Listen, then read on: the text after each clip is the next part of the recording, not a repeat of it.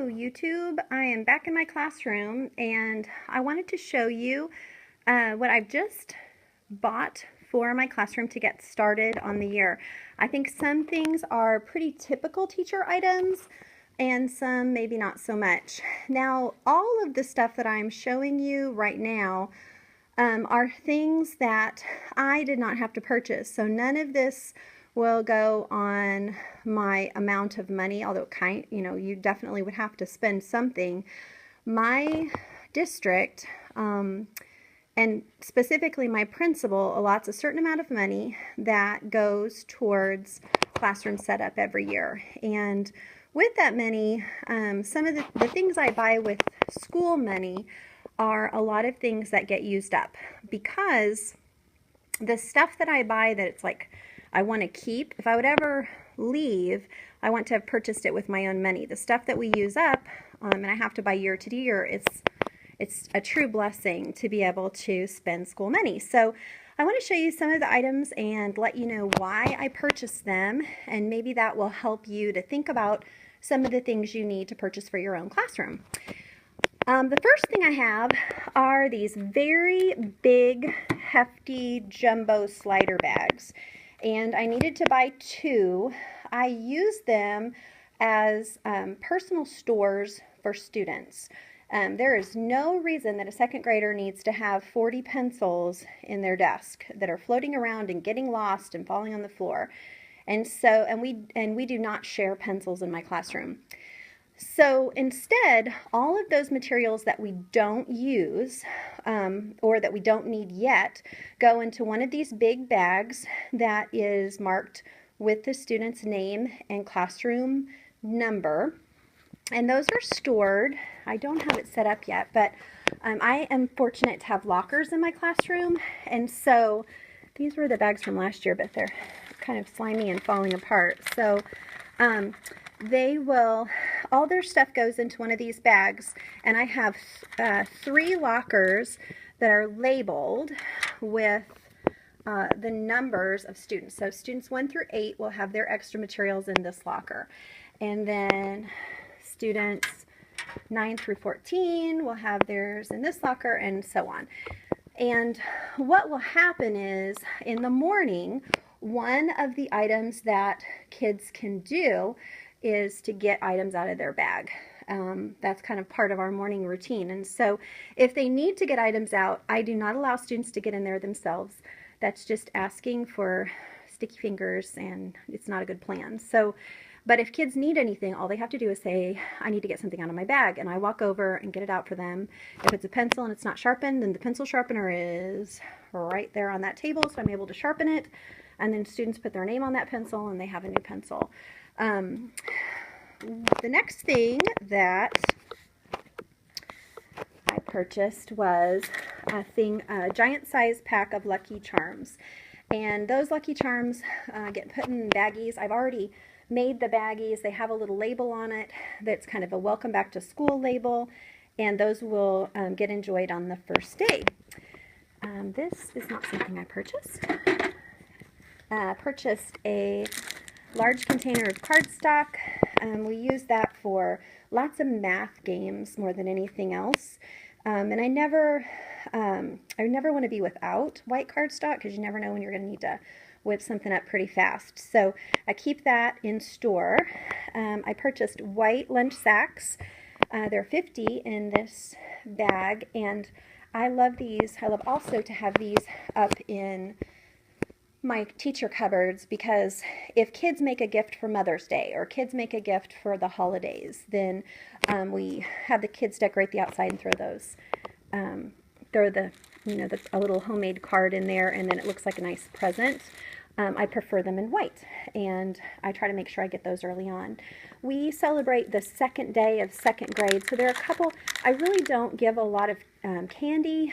We don't believe in that at our school. I don't give a lot of sweets. It looks that way based on what I have right here, but I do feed them the first couple days, but then after the first week, kids bring their own snacks, and I really do not provide. So on the second day of second grade, we have 2 double stuffed Oreos. As kind of an extra snack.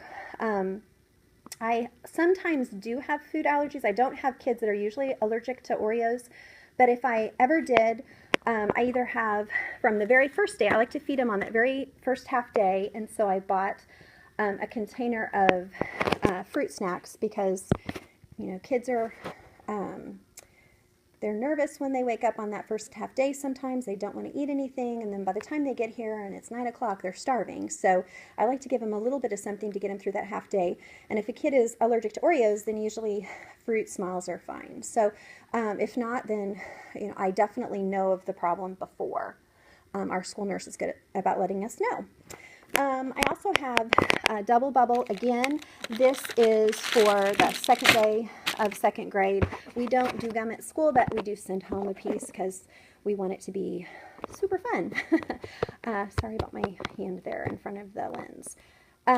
There is enough in this bag to do our whole grade level. So I bought a pack, and we have 3 second grades in our school. None of the other second grade teachers will need to purchase that. We'll just share it. Book tape is something that we use all year for a variety of purposes, so I like to have that stocked up for the year.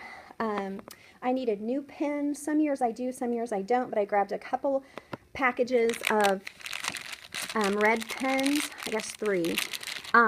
We use those to do grading, and so some years I keep them, some years I have them put in these middle containers that go in desks. They'll just go right there.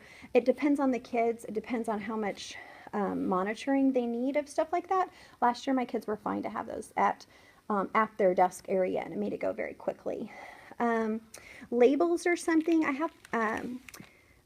We use these. Kids bring folders and spiral notebooks in our district, where we are so blessed that parents are willing to support the schools by sending in materials for their children and their children's classroom. And I use these labels to show, which folder is the safe folder, which spiral is the response journal spiral, which one is for word work. And labels are a teacher's best friend. We use those in a variety of ways. I use sheet protectors just throughout for planning and different purposes. Sometimes you can write on these with a whiteboard marker, and so sometimes I'll slip a practice kind of thing in there, and in both math and reading, students write on the outside of the sheet protector, and then they can erase it with a tissue or something. So I have some of those just for different reasons. See what else I've got here. Markers are at all-time cheapest. If I could recommend to parents one thing, it's don't skimp on the amount of money you spend on markers, because they really are great price right now. It's 97 cents, I think, at Walmart to get these markers, and they're so worth it if your school has asked you to send them in. Crayons are my other thing.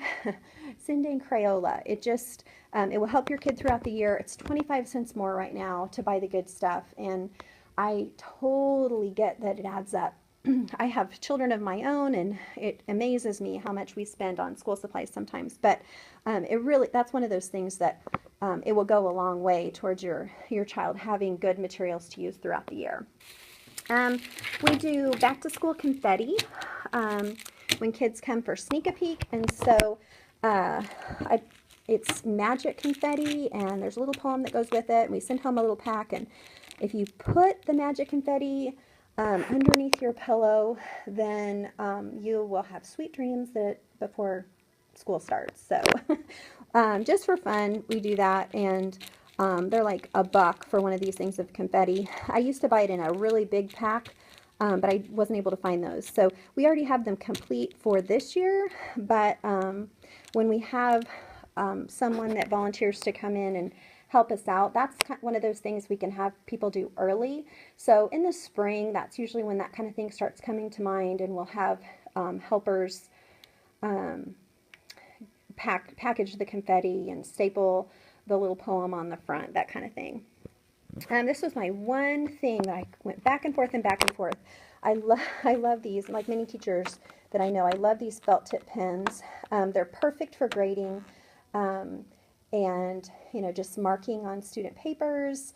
You can pick there's lots of different colors there. Sometimes I use them in small groups as well and let kids, if they're doing a special project, we use them as well. So they are pricey, and the ones that I had last year, I've had for 2 years.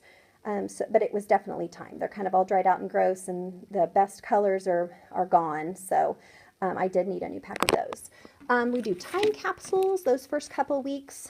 And so I purchased a thing of file folders, and they do a name art project that goes on the front, and then on the inside they answer questions about their favorite kinds of things, and draw a picture of themselves, that kind of thing. And then we do the very same thing at the end of the year. And so it all gets captured in that file folder. And then right up there is where our time capsules go. So like you can see, the material looks kind of hinky there in the middle, but once you get the time capsules on top, you can't tell. So it'll be fine.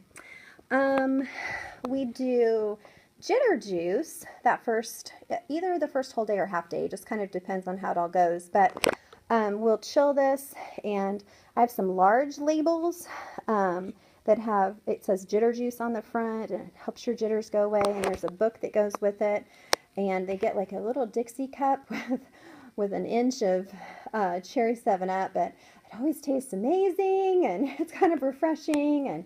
And like I said, that first week we kind of sugar them up a little bit, but then after that they're responsible for their own healthy snacks. I have continued to work on my math little boxes for small groups, and these I purchased for them. They need to have some kind of a sack so that they can put counters in and then pull them out to play games. And ideally, you know, a baggie would be cheap, and I've already got them, but you can see into those, and then, you know, it's hard not to cheat when you see the number you want. So it's better if it's dark, and I think those will hopefully not show dirt, and they'll work great in there. So I got those. Kids do bring notebooks and such, but I like to have one set that I keep for small group journals, and I like them all to all be the same color. So I can say, okay, so let's get out your green journals and put the date at the top, you know, that kind of thing. So everybody will need one of those because everyone does small group reading. And that is all that school purchased for me, I think. I think this is just bags. Yeah. Oh, there's one more thing. I splurged. This was my second splurge, I guess, because I've used the same notebook for my lesson plans for several years, and I'll even show it to you. It's flooded to overflowing with papers, and so because of that, I thought I need something a little bit bigger, and I could be wrong. It could be the same size, but this is my lesson plan notebook from last year, and you can see it's huge. So, and granted, I've got some things just stuffed in there because I needed a home for them, but for the most part, I'm hoping that it's fun to have something new and not broken and all scuzzed up. So I'm excited about that.